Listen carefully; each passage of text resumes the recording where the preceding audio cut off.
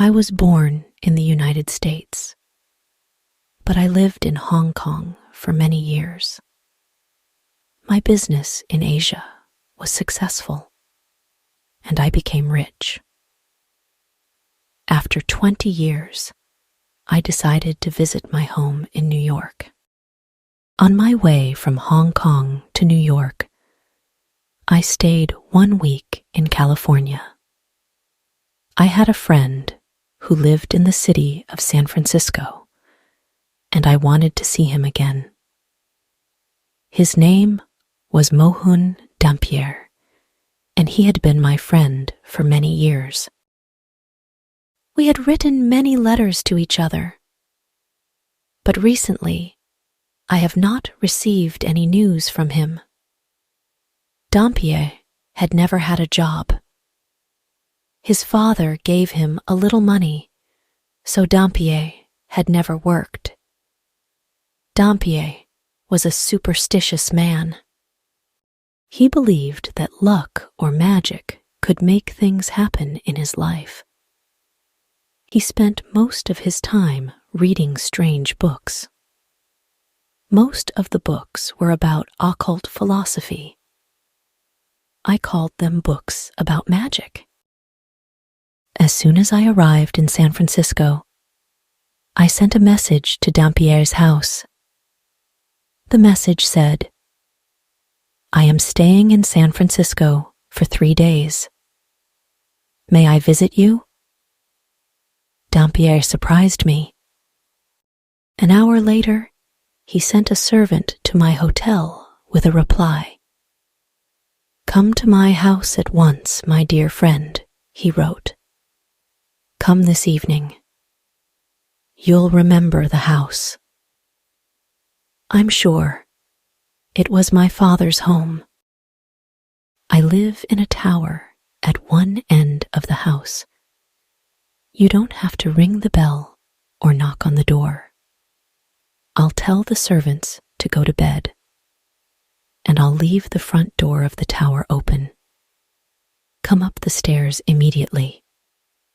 I'll be waiting for you. Please come soon. I rode in a cab to Dampier's house. That evening, the weather was stormy. A strong wind was blowing, and cold rain was falling. I had forgotten that California is cold and wet in winter. I only remembered the sunshine, not the wind and the rain. Dampier's house was near the Pacific Ocean. It was an ugly 2-story building that was made of bricks. There was a tower at one end. The house was surrounded by a garden of many trees and beautiful plants. But now it was winter, and there were no leaves on the trees or flowers on the plants. The driver stopped his cab near the tower. Although the front door was only 5 yards away, I became soaked with rain as soon as I stepped out of the cab. I ran to the door of the tower and turned the handle. The door was unlocked, and I opened it. One small lamp burned on the stairway, and it did not give much light. The hall was full of shadows, and I could not see clearly. I climbed the stairs slowly, touching the wall with my fingers. At the top of the stairs, there was another door. I opened it and went into a room that was lit with another small lamp. Dampier came forward, held my hand, and shook it. He was wearing a long silk coat and soft leather slippers on his feet. His clothes were old-fashioned and strange. We looked at each other, and I was shocked. I had not seen Dampier for many years. My friend has changed a lot. He had been a handsome man, but now his hair was gray and his face was very pale. There were many lines around his eyes and mouth. Dampier looked like a thin old man, but he was not older than 50. His large and bright eyes shone strangely in the shadowy room. "Welcome, my friend. Please sit down," he said. Dampier offered me some wine and a cigar, and we talked a little. But I am afraid that our conversation was not very interesting. Meeting friends after many years can be difficult, and it can make you sad. Maybe Dampier guessed my thoughts. Non sum qualis eram. I'm not as I was, he said. I tried to make a joke. Your Latin hasn't improved, I replied. My friend smiled. Latin is a dead language, and I'm a dead man, he said. Then his smile disappeared, and he said, I'll die very soon. I did not know what to say. I smoked my cigar and drank my wine. We were both silent for several minutes. Outside, the wind had stopped blowing. I wanted to leave the house. Suddenly, I heard a strange noise. Tap! Tap! Tap! It was the sound of someone, or something, knocking. Was the sound coming from one wall of the tower? Tap! Tap! Tap! The sound was not quick or loud. It was not the sound of someone knocking loudly on a door. The soft tapping sounded like someone sending a signal, a message. Dampier had forgotten me. He was staring at the wall. There was a strange expression on his face. My friend looked excited and afraid. His eyes shone brightly. I did not know what to do.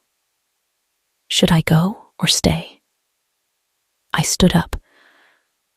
I see that you are very tired, I said. I'll leave. May I visit you tomorrow? Dampier turned his head and looked at me. Please stay, he said. There's no problem.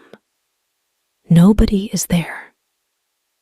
He walked to a small window and opened it. I had not noticed the window earlier. Look, he said. I walked across the room and looked out of the window. I could see nothing except the light of a street lamp and rain falling. No one was standing outside. There was no one near the wall of the tower. Please don't leave me, said Dampier. I must tell you a story. You're the only man that I can tell it to. Will you listen to my story? I wanted to go back to my hotel. Dampier, his house and the strange noise made me feel uncomfortable. I think that I am a sensible and intelligent man, but I felt unhappy and frightened in that old tower room. However, I did not want to upset my old friend. Very well, I said. I'll stay and listen. Dampier poured me another drink and offered me another cigar. Then he began to tell his story. I didn't move into this house until my father died, Dampier said. That was 10 years ago, when I was about 40 years old. When my father died, I got his business, his property, and his money. Before his death, I lived in a large apartment building on Rincon Hill, said Dampier. Maybe you know that area of San Francisco. Rincon Hill was a fashionable area 50 years ago, but now it is run down and neglected. The owner of the apartment building rented out many of its small rooms. The walls of the rooms were thin. You could almost put your hand through them. I was lucky, Dampier went on. The rent was cheap, and I had a large room in the building. No one visited me, and no one disturbed me. I could study my books quietly. I lived happily on Rincon Hill. One morning, as I was leaving the apartment, I saw a young girl, Dampier continued.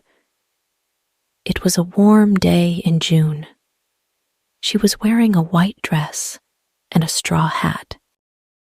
There were brightly colored flowers and ribbons around the brim of the hat. Then I saw the girl's face. It's difficult to find words to describe it. Her face was strange and beautiful. I had never seen such a beautiful face before. Without thinking, I lifted my hat and bowed. She looked at me with shining brown eyes, but she didn't speak. I knew that she was pleased to see me, but she didn't smile. She went into the house and shut the door. I stood and stared at the closed door. Would I see her again? Should I speak to her? Would she speak to me? Maybe you think that these are the thoughts of a much younger man, said Dampier. And maybe you're right. But these feelings were new to me. I'd never been in love before. I'd spent too many years with books and too little time with people. Now I believe that you're my only friend. Soon, none of this will matter. I don't feel foolish when I talk to you.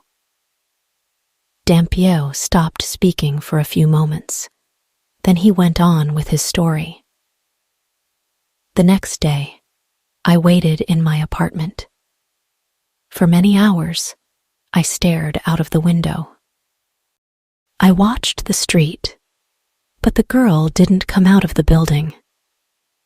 I didn't know her name, so I couldn't ask anyone about her. That night, I couldn't sleep. The next morning, I sat by the window again and waited. Then suddenly, she came out of the apartment building, and I went out too. But when I reached the street, she had disappeared. I didn't see where she had gone, so I walked around the neighborhood. At last, I saw her in a narrow street. We smiled at each other. She recognized me. I'm sure of that. From that time, I often went out when the girl went out. She always wore the straw hat with the brightly colored flowers and ribbons on its brim. I didn't follow her. I simply walked around the neighborhood and hoped to see her again. At last, I went to the landlady of the apartment. "Who is the girl with the pretty face and the straw hat?" I asked her. "She's my niece, sir," the landlady replied. "She's a servant in this house. She lives here because her parents are dead. She works for me. She cooks and cleans the building. I also sent her to buy our food. She lives at the top of the house. Her room is next to yours, but at the top of the other staircase. "Oh, my friend, I wish that I'd never heard that piece of information," Dampier said to me. The girl's room was next to mine. She was on the other side of the thin wall. At night, I put my hand on the wall and I thought of her. Was her bed by the wall? Was she sleeping only a few inches from my hand? "I couldn't study because of the girl," said Dampier. My mind wasn't clear. I only thought about the girl. I couldn't study my books about the occult. "I'd never wanted to marry," Dampier went on. "I'd never wanted a wife and children.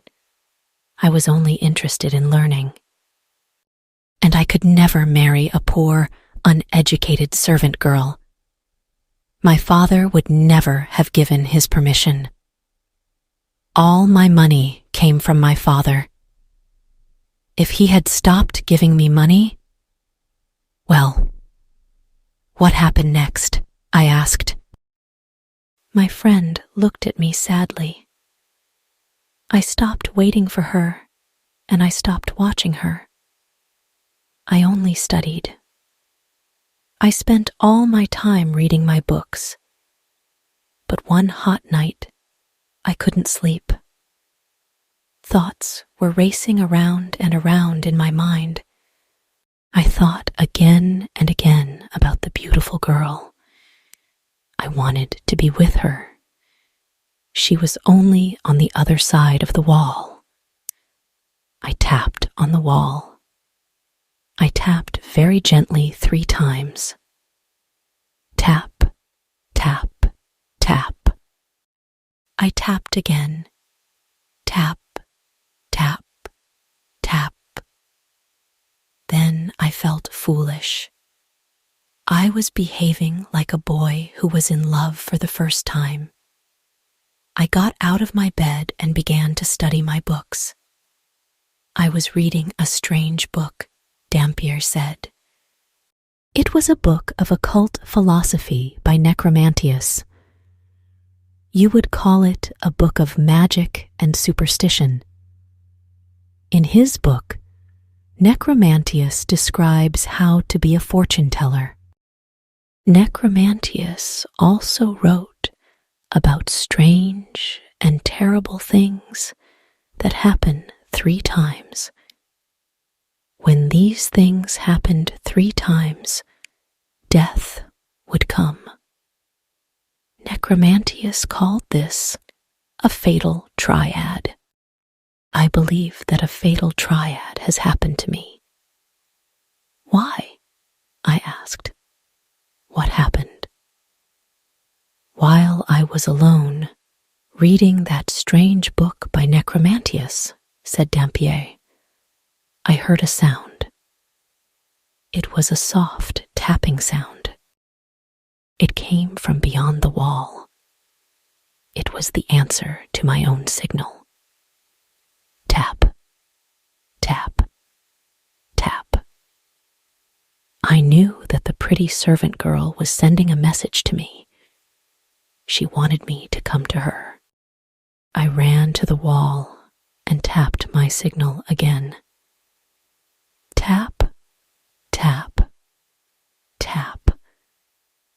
But after that, there was silence. She didn't reply to any of my other signals. I listened for many hours, but I heard nothing more. For many days after this, I looked for the girl, Dampier said, but I never saw her again. I tried to forget her. Then one evening, I went to bed early because I was very tired. In the middle of the night, I awoke suddenly. I heard a soft sound. I opened my eyes and sat up. I heard a soft tapping on the wall beside the bed. In a few moments, it was repeated. Tap, tap, tap. I was going to reply to the signal. Then I stopped. The girl hadn't replied to my last messages.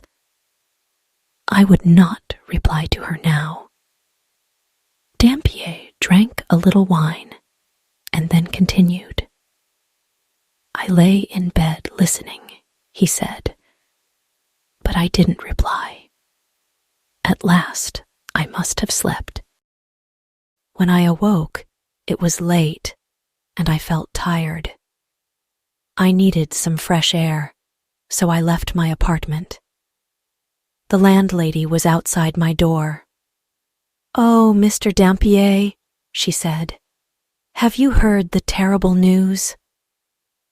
My heart began to beat quickly. My voice shook when I answered. What news?" I asked her. "My poor niece was sick for a week," the landlady replied. "Didn't you know? I've seen you watching her. Didn't you know that she was ill?" I was shocked, said Dampier. I didn't know what to say. Yes, I had looked at the girl, but I'd never spoken to her. My mind was always full of thoughts of my books and thoughts of her. How much time had passed since I had seen the girl? A few days? A week? I couldn't remember. "And how is your niece now?" I asked the landlady. "I'm sorry, sir," the landlady replied. "She was very ill last night, and I took care of her." The poor girl made only one request. She wanted her bed to be moved. She wanted her bed to be beside the wall next to your room. So we moved her bed. This made her feel happier, a poor thing. Then she touched the wall and smiled. A few hours later, she died. The expression on Dampier's face was terrible. There were tears in his eyes as he continued his story. "When I heard this news, I nearly died too," said my friend. I didn't know what to say. What had I done? I had sent my thoughts to the girl, and she had answered. I had not called out in words. I had used occult philosophy magic to send her a message. Dampier was silent for a few minutes. Then he went on. "A few days later, I heard of my father's death," said Dampier sadly.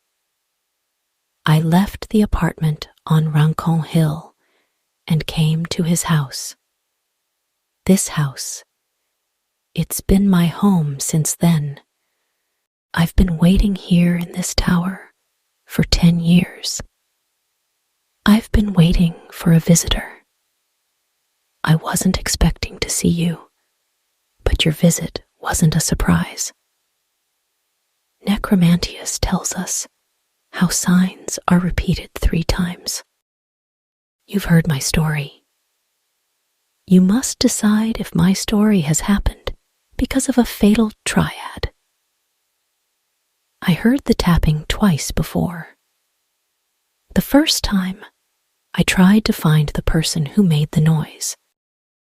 The second time, many signals were sent to me, but I didn't reply. Now you've heard the tapping too. That was the third time. The fatal triad is complete." I stood up and shook Dampier's hand. My friend knew that I understood his sadness and pain. He pressed my hand with his fingers and smiled. I said good night. There was nothing more to say. The next morning, a servant came from Dampier's house. He brought a sad message for me. My friend, Mohun Dampier, had died in the night. The voice-over in this video is given by English 5 days. Copying or re-uploading is totally forbidden.